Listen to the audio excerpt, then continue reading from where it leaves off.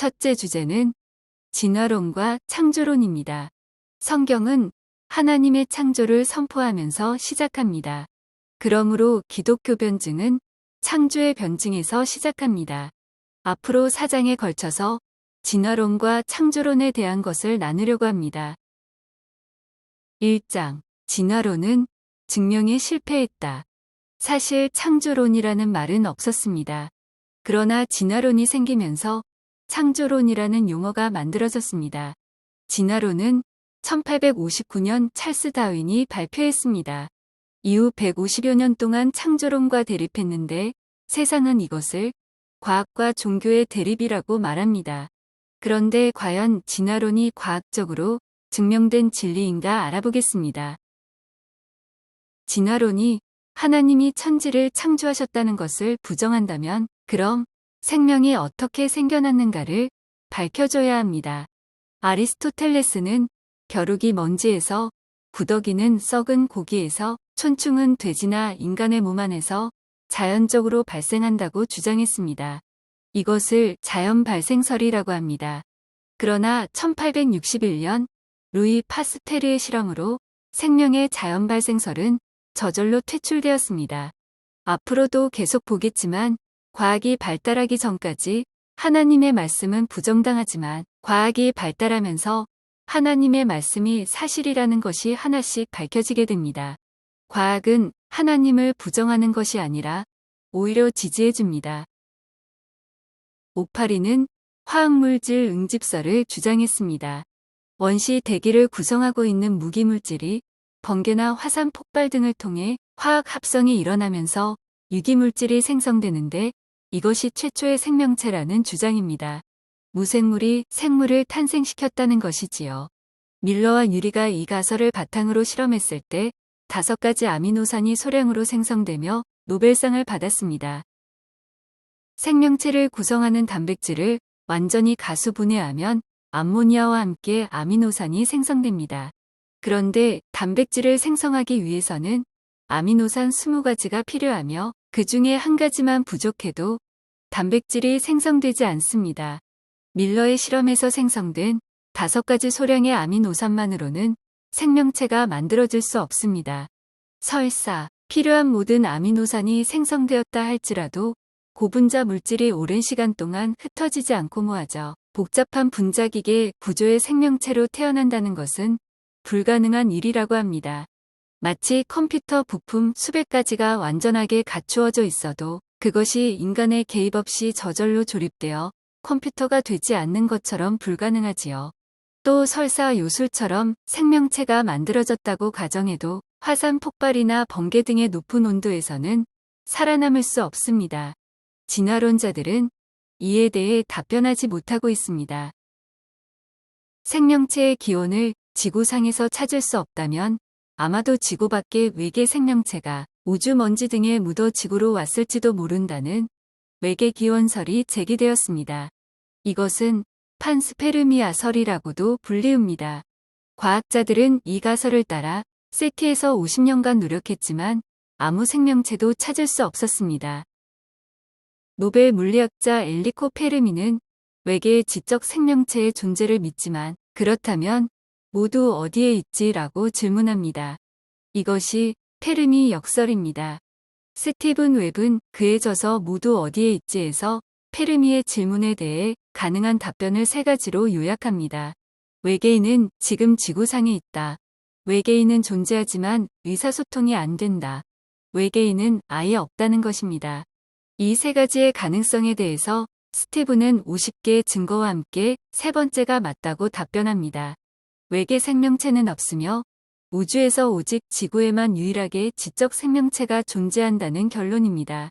혹시 외계에 생명체가 있다고 가정해도 그것이 우주 먼지를 타고 지구까지 오려면 엄청나게 긴 세월 동안 엄청나게 비친화적인 환경을 견뎌야 하는데 그것도 불가능한 일이 됩니다.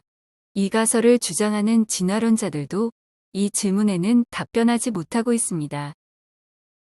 암모니아 가스나 우주 먼지 같은 것들이 합성해서 우연히 생명이 만들어지고 우연히 인간으로까지 진화할 수 있을까요? 이 시대 최고의 진화론자이자 무신론자인 리차드 도킨스는 이 의견에 긍정적입니다. 그는 이렇게 말합니다. 만약 여러분들이 1억 년 동안 매주 복권에 산다면 당첨될 수 있듯이 자기 복제가 전혀 불가능한 게 아니다. 이것이 과연 검증된 사실이나 과학이라고 말할 수 있을까요? 진화론은 생명의 기원에 대해 답변하지 못했습니다.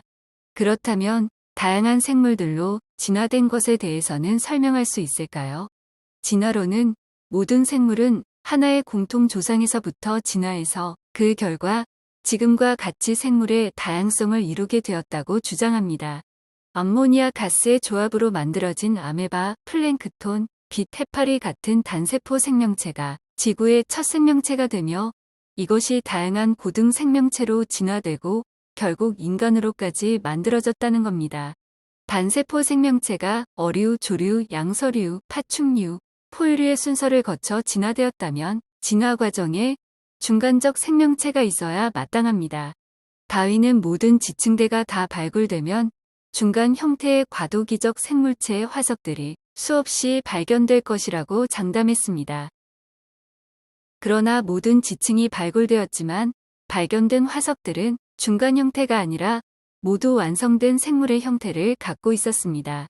시조새가 조류가 파충류로 진화되는 과정의 중간 생명체로 선전되었던 적이 있습니다. 그러나 지금은 그것은 단지 깃털 달린 공룡, 즉 파충류였을 뿐이라고 알려지고 있습니다. 그 외에도 특이한 몇몇 물고기들의 화석이 중간고리로 선전되어 왔습니다.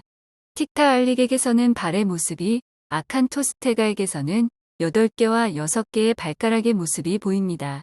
지느러미가 발로 변화되면서 어류가 양서류로 진화되고 물에서 육지로 올라오면서 양서류가 척추동물로 진화되었다는 주장의 근거가 되었습니다.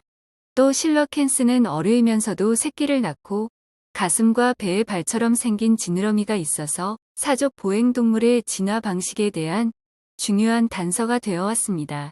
그러나 고생대의 어류로서 이미 멸종되었다고 알려졌던 실러캔스가 남아프리카 깊은 바닷속에서 지금도 살아있는 생명체로 발견되었습니다.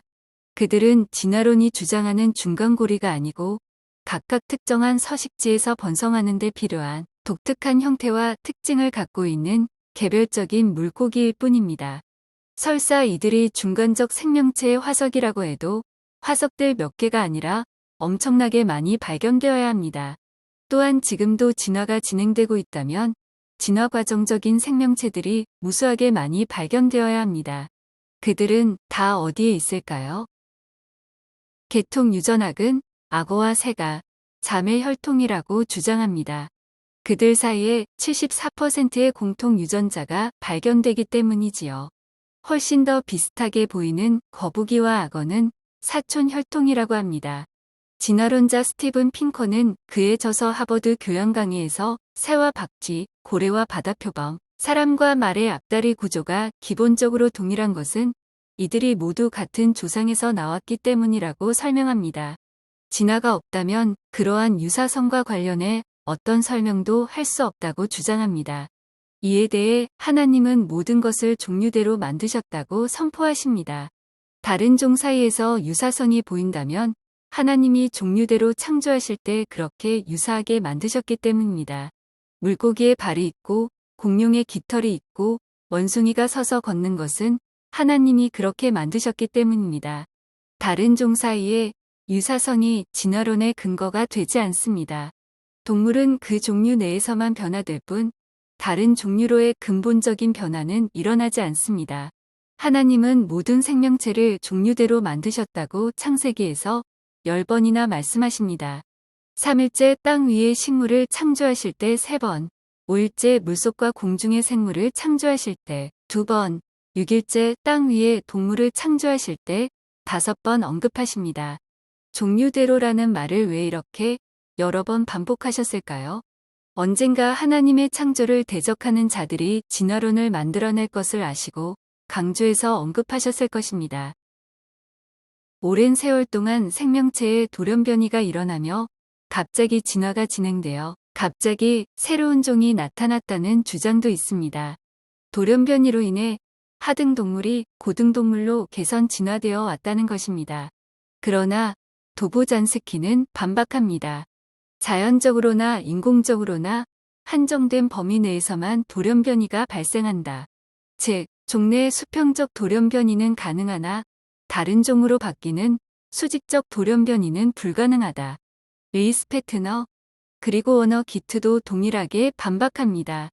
돌연변이는 어쩌다 한 번 발생하며 또한 거의 하위 방향으로 발생한다. 아메바와 같은 원생 생명체가 돌연변이를 거듭하면서 현재 고등동물로 진화했다는 것은 불가능한 일이다. 화석은 지구에서 일어났던 일들을 가장 직접적으로 분명히 보여주는 증거물이 됩니다. 만일 진화가 사실이라면 점진적으로 진화된 생물의 화석이 원생대, 고생대, 중생대, 신생대, 중생대 안에서도 트라이아스기, 쥐라기, 백악기 등 세분된 순서대로 나타나야 합니다. 만약 연대가 다른 동식물들이 동일한 지층대에서 한꺼번에 나타난다면 진화는 거짓으로 판명됩니다. 다윈도 많은 종의 화석들이 같은 지층에서 발견된다면 진화론이 치명적 타격을 받을 것이라고 언급했습니다. 그런데 다윈의 우려는 사실로 나타났습니다. 원생대의 성캄브리아기에서는 지구상 모든 생명체의 모체가 되는 세균 정도가 발견되어야 했지만 소나무와 느릅나무 등 완전히 발달된 육지 식물의 화분이 발견되었습니다.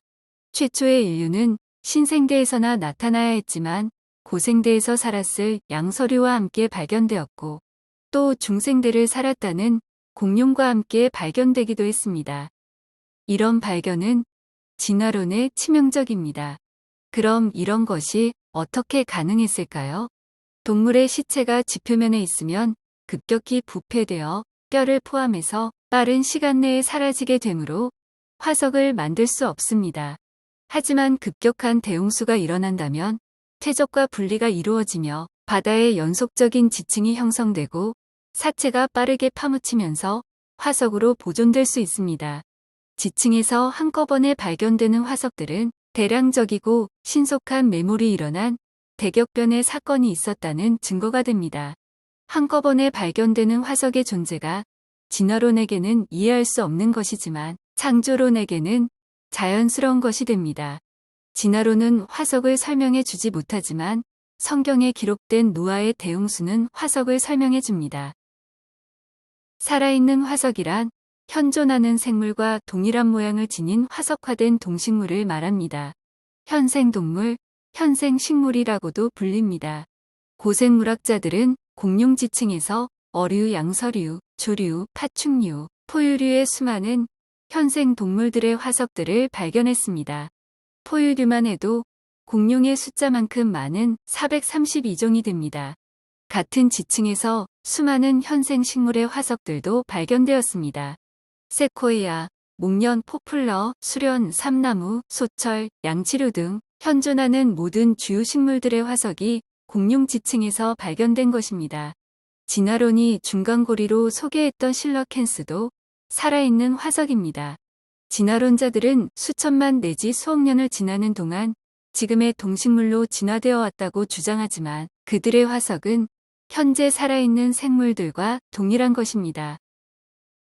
조아킴 쉐분 박사가 만든 독일의 창조박물관은 세계에서 가장 많은 살아있는 화석을 수집 전시하고 있습니다.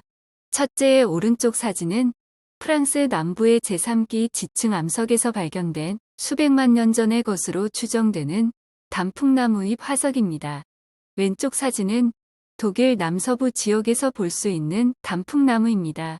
수백만 년 전의 것과 똑같은 단풍나무 종들이 오늘날에도 살고 있습니다.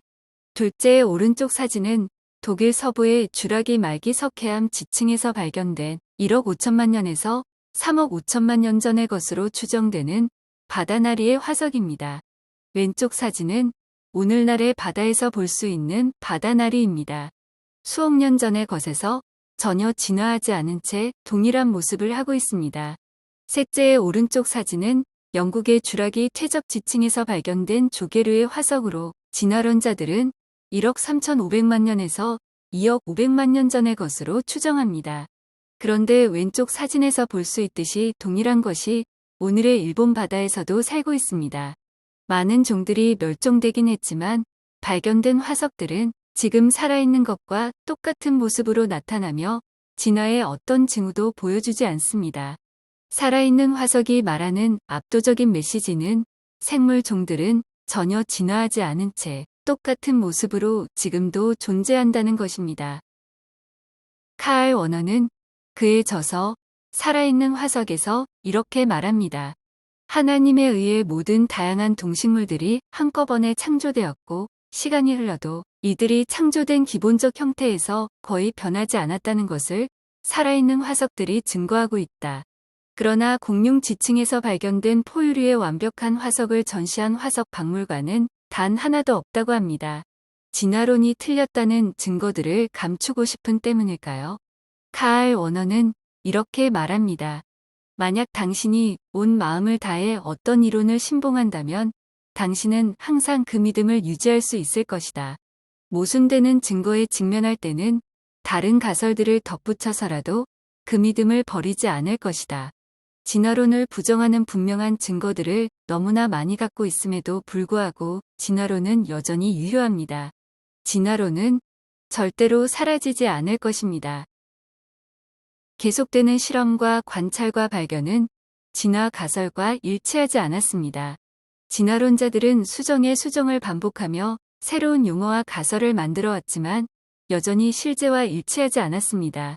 이제는 과거의 진화론자들조차 그것을 부인하고 있습니다. 진화론은 사실로부터 생겨난 것이 아니고 무신론의 필요에 의해서 만들어진 것이다. 설명은 창조뿐이다. 이것은 우리 물리학자들에게 저주와도 같은 것임을 알고 있다. 그러나 실험상의 증거가 지지하는 한 우리가 싫어하는 이론이라고 해서 물리칠 수는 없다. 진화론에 대한 믿음은 하나님의 특별 창조에 대한 믿음과 마찬가지로 신앙의 범주에 속한다. 진화를 믿는 사람들은 그것이 진리라고 생각하지만 그중 어떤 것도 지금까지 증명된 것이 없다.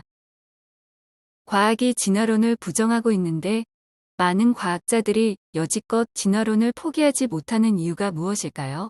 평생 동안 진화론을 연구하고 업적을 쌓고 노벨상을 받고 학생들을 가르치며 명예를 쌓아온 학자들이 갑자기 진화론을 철회한다면 이후 그들의 삶은 아무런 보장이 없게 될 것입니다. 그래서 또 다른 방향으로 가설을 세우며 연구를 계속하고 있습니다. 마지막 한 명의 과학자가 여전히 진화론을 주장하는 한 세상은 진화론을 붙잡고 싶을 것입니다. 왜냐면 사람들은 진리를 믿기보다는 믿고 싶은 것을 믿으려 하기 때문입니다. 우리의 인생을 간섭하고 가르치고 인도하며 심지어 심판까지 하신다는 하나님의 존재를 부인하고 싶은 것입니다. 영국 무신론자 협회는 하나님은 없으니 맘 편하게 살아라는 광고 문구를 버스에 내걸었습니다. 줄곧 내 삶을 지켜보다가 언젠가 심판하신다는 하나님 같은 존재는 없으니 공연히 죄책감으로 불편하게 살지 말고 맘 편하게 죄 지으라는 격려의 문구입니다. 하나님의 간섭 없이 내가 내 인생의 주인이 되어 마음대로 살고 싶은 그들은 일부러 눈을 감고 하늘은 없다고 주장합니다. 지금까지 창조과학회의 자료를 많이 인용했습니다. 20장까지 변증이 계속 이어지겠습니다.